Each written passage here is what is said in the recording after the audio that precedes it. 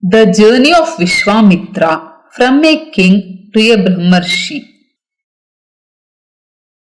In the previous video, we have seen how Kaushika created a separate heaven for Trishanku. After creating a heaven for Trishanku, Kaushika decided that he has to do penance in order to become a Brahmarshi. Rajarshi Kaushika left for Pushkara along with other sages to perform penance. At that time, the king of Ayodhya, by name Ambarisha, started preparation for a sacrifice. While he was performing the sacrifice, Lord Indra stole the sacrificial animal. The priest who was conducting the ritual told King Ambarisha that the sacrificial animal has been lost due to his bad conduct, and in addition, he has to sacrifice a beast or a man to complete the sacrifice.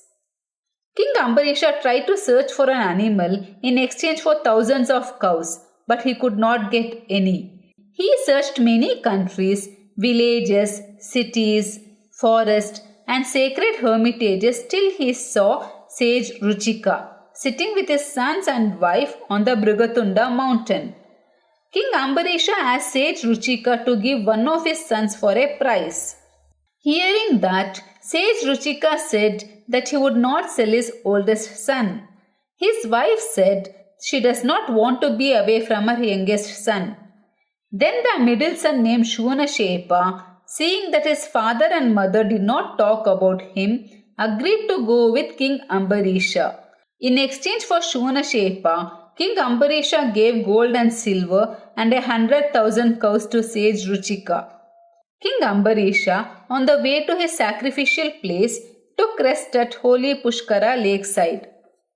There Shunashepa found his maternal uncle Kaushika performing austerities. Shunashepa requested Kaushika to help him live longer and also help the king complete the ritual. Kaushika consoled him and asked his sons to offer their lives so that Shunashepa could live. The sons of Kaushika, Madhuchanda and others refused. They asked Kaushika, how can one protect somebody else's son by sacrificing one's own son? Kaushika's sons considered this as a wrongdoing and said that it was equal to eating a dog's meat. Kaushika in anger cursed them to eat dog's meat for 1,000 years on earth. Once Kaushika calmed down, he asked Shunashepa to praisefully address the fire god when he was fastened to the sacrificial post. Shunashepa, when tied to the ritual post, sang the divine song which pleased Lord Indra and Upendra. Lord Indra bestowed longevity on Shunashepa. King Ambarisha at the end of the ritual obtained the fruits of that Vedic ritual in manifold. Kaushika again performed penance at the same holy lakeside Pushkara for many years.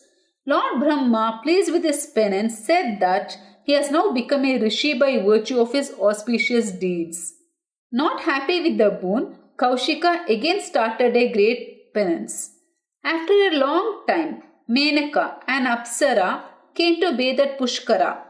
On seeing Menaka, Kaushika was infatuated with her and requested that she stays with him. Menaka stayed with him for 10 years happily. After 10 years, Kaushika understood that it was the conspiracy of the Devas to deprive him of the great austerities. Rishi Kaushika, distressed with grief, sent Menaka away with pleasant words. Then he went to northern Himalaya mountains and undertook a vow of celibacy in order to control his senses. Kaushika performed penance on the banks of the river Kaushiki. Pleased with his penance, Devas and sages decided that Rishi Kaushika deserved the status of a Maharshi. Maharshi Kaushika was neither sad nor happy. He again started rigorous penance. Kaushika raised his arms, stood without support, subsisted on air, and continued with his austerities. Scared of his penance, Lord Indra, along with other Devas, asked another Apsara Rambha to go to Maharshi Kaushika to disturb his penance. Rambha adopted an excellent form and appeared before Kaushika's hermitage. Kaushika heard the voice of cuckoo singing melodiously and incidentally saw Rambha. Hearing the exceptionally thrilling tune of that bird and seeing the unparalleled beauty of Rambha, Kaushika got doubtful. He knew that it was the work of Lord Indra, and in anger he cursed Ramba to become a rock and stay at that place for 10,000 years. Kaushika was deprived of his ascetic merit due to his anger. Not able to contain anger, Maharshi Kaushika became very sad.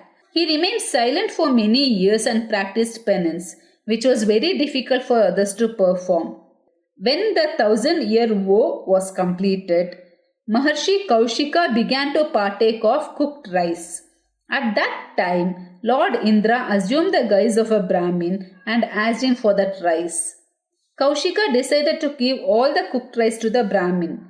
The Brahmin finished all the rice. Kaushika went without food but did not utter a single word to the Brahmin. Kaushika again practiced penance for another period of 1,000 years with his breath suspended. While his breath was suspended, smoke emanated from his head, which frightened the three worlds. It appeared as though they were on fire. Lord Brahma, pleased with his penance, came there along with the Devas and addressed him as Brahmarshi Vishwamitra. Vishwamitra means friend of the world. Brahmarshi Vishwamitra requested Lord Brahma and the other Devas that sage Vasishta should also address him as a Brahmarshi. Vasishta lovingly addressed Kaushika as a Brahmarshi. And so, after ages of relentless penance and inner transformation, Kaushika was at last acknowledged by sage Vasishta and the Devas themselves as Brahmarshi, the sage who conquered not just the world but his own self. Brahmarshi Vishwamitra. If you want more content like this, please like, share and subscribe the channel Ved Puran Katha.